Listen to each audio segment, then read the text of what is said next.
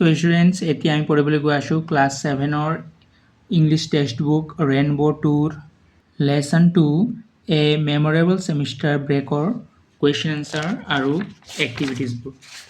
এতিয়া মই যিবোৰ এক্টিভিটিজ কুৱেশ্যন আনসাৰবোৰ কৰাম সেইবোৰ এক্সামৰ কাৰণে বহুতেই ইম্পৰ্টেণ্ট হয়। সো ভিডিঅ'টো মনোযোগেৰে চাবা, ঠিক আছে? আৰু best of luck for your examination. So start কৰোঁ আহা। সো কুৱেশ্যন নম্বৰ 1ৰ পৰা স্টাৰ্ট কৰোঁ।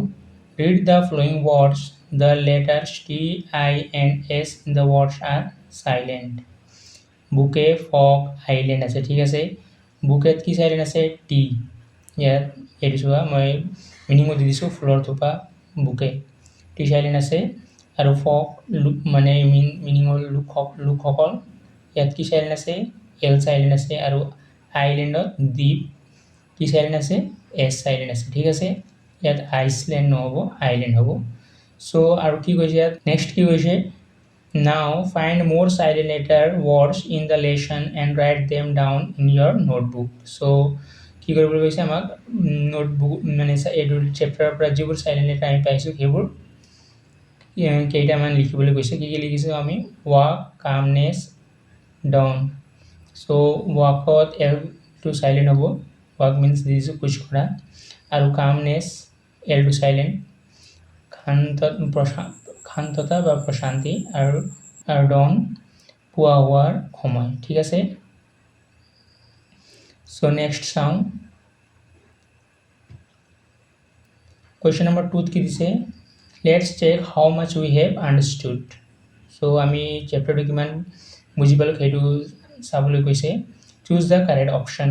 ইয়াত অপশ্যনবোৰ দি দিছে, সেইটোৰ পৰা কাৰেক্টটো চুজ কৰিব লাগে। কুৱেশ্যন নম্বৰ 1 দিছে ৱেৰ আৰ দিয়া এণ্ড শ্ৰুতি ষ্টাডিং। তো দিয়া আৰু শ্ৰুতি ক'ত অধ্যয়ন কৰি আছে? আনচাৰ হ'ব ইয়াৰ D, Indian Institute of Technology IIT Delhi. So D tick mark দি দিয়া। নেক্সট আছে question number 2 what attracted Diya the most when she visited the famous Kamakhya temple. দিয়াই বিখ্যাত কামাখ্যা মন্দিৰ ভ্ৰমণ কৰাৰ সময়ত কিহে তেওঁক আটাইতকৈ বেছি আকৰ্ষণ কৰিছিল? ইয়াৰ আনচাৰ হ'ব C, the calmness of the sacred hilltop. পবিত্ৰ পাহাৰৰ চূড়াৰ শান্ততা। সো ইয়াৰ চি নম্বৰটো কাৰেক্ট দি দিয়া, ঠিক আছে? এইটো কাৰেক্ট হ'ব। আৰু এতিয়া নেক্সট চাওঁ। What did they learn in Jorhat. যোৰহাটত তেওঁলোকে কি শিকিছে? আনচাৰ হ'ব টি কাল্টিভেশ্যন, চাহ খেতি। ইয়াৰ বি নম্বৰটো টিক দি দিয়ে। Next 4 who said this land has so' much memory and what does this land refer to. এই মাটিত বহুত স্মৃতি আছে বুলি কোনে কৈছিল আৰু এই মাটি বুলিলে কাক বুজাইছে? চ' ইয়াৰ আনচাৰ হ'ব, ইয়াত দি দিছে অপশ্যনবোৰ, ইয়াৰ পৰা চিটো শুদ্ধ হ'ব। Diya said so' and the term refers to the Charaideo Maidams.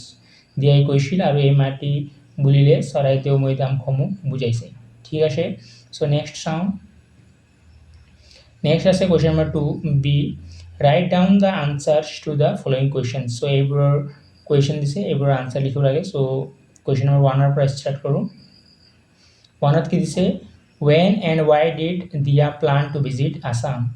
দিয়াই কেতিয়া আৰু কিয় অসম ভ্ৰমণৰ পৰিকল্পনা কৰিছিল? আনচাৰ হ'ব Diya planned to visit Assam during the semester break. She wanted to visit because she had never been to the northeast and wished to explore the state's greenery and monumental places. ইয়াৰ মিনিংটো দি দিছোঁ translation, যাতে তোমালোকক এইটো একেবাৰে মনত থাকি যায় আৰু এক্সামতো লিখিব পাৰা, বনাই বনাই লিখিব পাৰা, সেইকাৰণে মই মিনিঙো দি দিছোঁ। চ' যদি তোমালোকক মোৰ ভিডিঅ'টো ভাল লাগি আছে তেনেহ'লে চেনেলটোক ছাবস্ক্ৰাইব কৰি এটা লাইক কৰি দিবা, ঠিক আছে? ইয়াৰ মিনিং দিছোঁ দিয়াই ষান্মাসিকৰ বন্ধৰ সময়ত অসম ভ্ৰমণৰ পৰিকল্পনা কৰিছিল। তাই এই ভ্ৰমণৰ পৰিকল্পনা কৰিছিল কাৰণ তাই আগতে কেতিয়াও উত্তৰ পূবলৈ অহা নাছিল আৰু ৰাজ্যখনৰ সেউজীয়া প্ৰকৃতি তথা ঐতিহাসিক স্থানসমূহ অন্বেষণ কৰিব বিচাৰিছিল, ঠিক আছে? চ' ইয়াৰ 1ৰ আনচাৰ মিনিংটো হ'ল এইটো। নম্বৰ 2 কি দিছে? হাউ ডিড শ্ৰুতিছ ফেমিলি মেক দিয়া ফিল এট হোম। শ্ৰুতিৰ পৰিয়ালে দিয়াক কেনেদৰে ঘৰুৱা অনুভৱ কৰোৱাইছিল? আনচাৰ হ'ব শ্ৰুতিছ parents greeted Diya at the airport with hugs and a bouquet making her feel warmly welcomed and at home. So' শ্ৰুতিৰ পিতৃ-মাতৃয়ে বিমানবন্দৰত দিয়া খাৱটি ধৰি আৰু ফুলৰ থোপাৰে আদৰণি জনাইছিল, যিয়ে তাইক ঘৰুৱা অনুভৱ কৰোৱাত সহায় কৰিছিল। নেক্সট চাওঁ। কুৱেশ্যন নম্বৰ 3 আছে, what made Diya say this doesn't feel like a real city? কিহৰ বাবে দিয়াই কৈছিল এইখন এখন প্ৰকৃত চহৰ যেন লগা নাই? আনচাৰ হ'ব, দিয়া said this while enjoying a sunset river cruise on the Brahmaputra. The combination of the golden sky, soft breeze, and live folk music made the city feel like a beautiful dream to her. Year meaning দিছোঁ, ব্ৰহ্মপুত্ৰৰ বুকুত সূৰ্যাস্তৰ সময়ত নদী ভ্ৰমণৰ অভিজ্ঞতাৰ বাবে দিয়াই এইদৰে কৈছিল। সোণালী আকাশ, মৃদু বতাহ আৰু লোকগীতৰ জীৱন্ত পৰিৱেশনে ইয়াক এখন বাস্তৱ চহৰৰ সলনি সপোন যেন অনুভৱ কৰোৱাইছিল। So next question আছে, question number 4. What animals did they see during the jeep safari? Jeep সাফাৰীৰ সময়ত তেওঁলোকে কি কি জন্তু দেখিছিল? আনচাৰ হ'ব, during the jeep safari they spotted rhinos, wild boars, swamp deer and a herd of wild elephants. Jeep সাফাৰীৰ সময়ত তেওঁলোকে গড়, বনৰীয়া গাহৰি, দল হৰিণা আৰু বনৰীয়া হাতীৰ জাক দেখিছিল। নেক্সট চাওঁ। কুৱেশ্যন নম্বৰ 5 আছে, what does the sentence Assam had shifted from a place on a map to a place in her heart mean? Assam মানচিত্ৰৰ এখন ঠাইৰ পৰা তাইৰ হৃদয়ৰ এখন ঠাইলৈ সলনি হৈছিল। বাক্যশাৰীৰ অৰ্থ কি?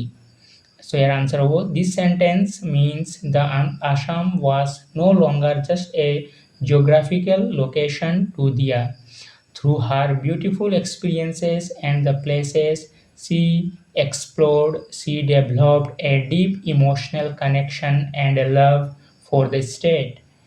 এই বাক্যশাৰীৰ অৰ্থ হ'ল যে অসম দিয়াৰ বাবে এতিয়া আৰু কেৱল এখন ভৌগোলিক স্থান হৈ থকা নাছিল, তাইৰ স্মৰণীয় অভিজ্ঞতা আৰু ধুনীয়া ঠাইসমূহৰ বাবে ৰাজ্যখনৰ প্ৰতি তাইৰ এক গভীৰ আৱেগিক সম্পৰ্ক আৰু ভালপোৱা গঢ় লৈ উঠিছিল।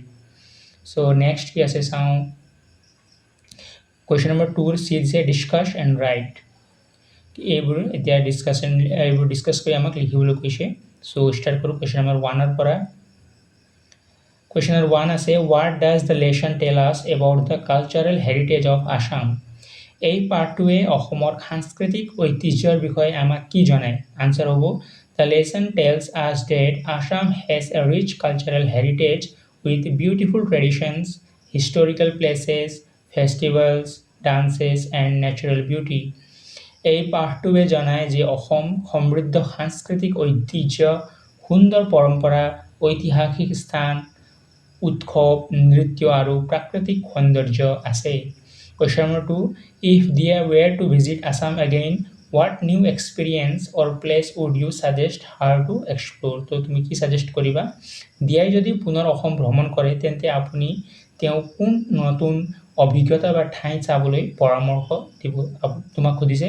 চ' ইয়াৰ আনচাৰটো মই দিছোঁ, তোমালোকে এইটোও লিখিব পাৰিবা এক্সামত, या फिर তোমালোকে নিজে বনাইও লিখিব পাৰিবা। মই কি সাজেষ্ট কৰিম? I would suggest Dia visit Majuli, the world's largest river island, and experience its unique culture and satras. মই দিয়াক বিশ্বৰ সৰ্ববৃহৎ নদীদ্বীপ মাজুলী ভ্ৰমণ কৰি তাৰ অনন্য সংস্কৃতি আৰু সত্ৰসমূহ চাবলৈ পৰামৰ্শ দিম।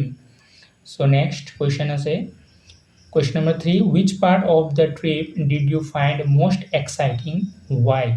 ভ্ৰমণটোৰ কোন অংশটো আপোনাৰ আটাইতকৈ ৰোমাঞ্চকৰ লাগিল, কিয়? চ' কোনটো লাগিছে আটাইতকৈ? মোক লাগিছে, তোমালোকেও এইটো আনচাৰ লিখিব পাৰিবা। তোমাক কোনটো লাগিছে তুমি নিজেও বনাই লিখিব পাৰিবা। চ' মই লিখিছোঁ, I found the jeep safari in Kaziranga most exciting because they saw many wild animals in their natural habitat.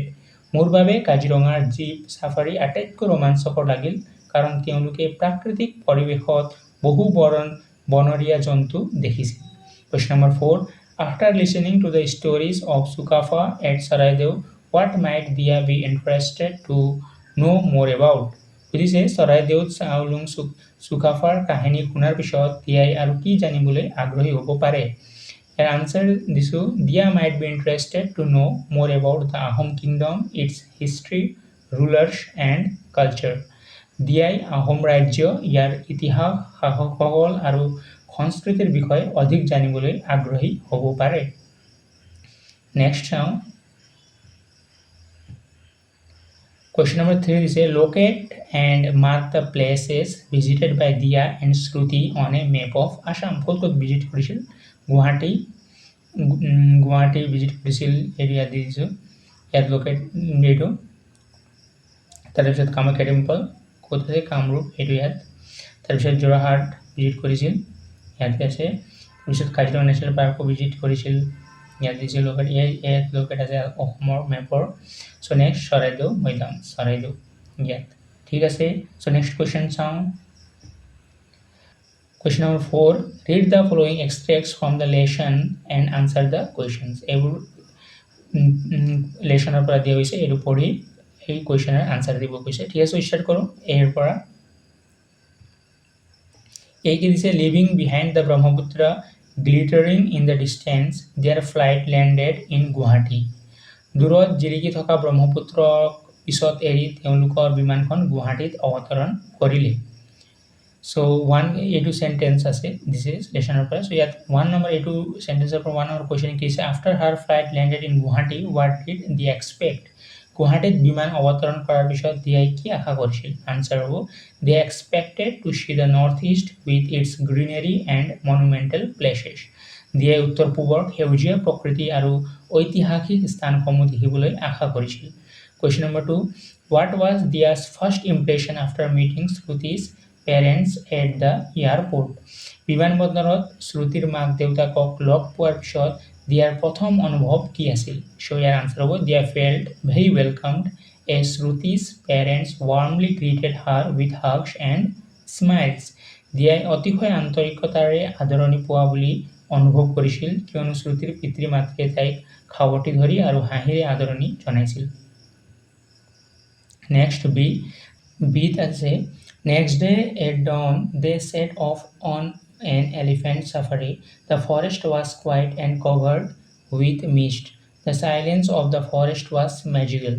পিছদিনা উহাৰ সময়ত তেওঁলোকে হাতী সাফাৰীলৈ ওলাই গ'ল অৰণ্যখন শান্ত আছিল আৰু কুঁৱলীয়ে আৱৰি আছিল অৰণ্যৰ নীৰৱতাখন যেন যাদুকৰী আছিল সো এইটো সেন্টেন্স দিছে ইয়াৰ পৰা কি কোৱেশ্চন দিছে what did they expect during the elephant safari হাতী সাফাৰীৰ সময়ত তেওঁলোকে কি দেখিবলৈ আশা কৰিছিল আনসাৰ হ'ব they expected to experience the quietness of the forest and enjoy seeing animals and birds in their natural environment তেওঁলোকে অৰণ্যৰ শান্ত পৰিৱেশ উপভোগ কৰিবলৈ আৰু জীৱ-জন্তু তথা চৰাই-চিৰিকটিক সিহঁতৰ প্ৰাকৃতিক আৱাসত দেখিবলৈ আশা কৰিছিল question number 2 In what way do you think the elephant safari differs from the jeep safari? আপোনাৰ মতে হাতী সাফাৰী জীপ সাফাৰীৰ পৰা কেনেদৰে পৃথক?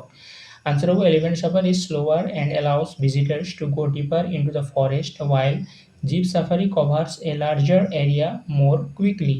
হাতী সাফাৰী ধীৰ গতিত হয় আৰু অৰণ্যৰ গভীৰলৈ যাবলৈ সুবিধা দিয়ে আনহাতে জীপ সাফাৰীয়ে কম সময়ত অধিক এলেকা ভ্ৰমণ কৰে সো এইটো ডিফাৰেন্স হয় জীপ সাফাৰী আৰু হাতী সাফাৰীৰ মাজত সো স্টুডেন্টস যদি তোমালোকক মই এই কোৱেশ্চন আনসাৰবোৰ কৰবা আনসাৰবোৰ আৰু এক্সপ্লেনেশনটো ভাল লাগিছে ট্ৰান্সলেচনটো দিছো যাতে তোমালোকৰ মনত থাকি যায় তো ভাল লাগিলে এইটো ভিডিওটো লাইক কৰি দিয়া আৰু চেনেলটো সাবস্ক্ৰাইব কৰি দিবা আৰু মোৰ প্লেলিষ্টটো ভিজিট কৰিবা তাতে মই ক্লাস 7 ৰ ৰেইনবো টুৰ কমপ্লিট ৰিডিং প্ৰেক্টিস ভিডিওছ দিছো সব লেসনৰ দি দিছো আৰু কোৱেশ্চন আনসাৰ ভিডিও দি আছো আৰু চেপ্টাৰবোৰ এক্সপ্লেনেশনো কৰাম আসামিছত So stay tuned or best of luck for your exam and for your bright future. So stay tuned. Bye bye.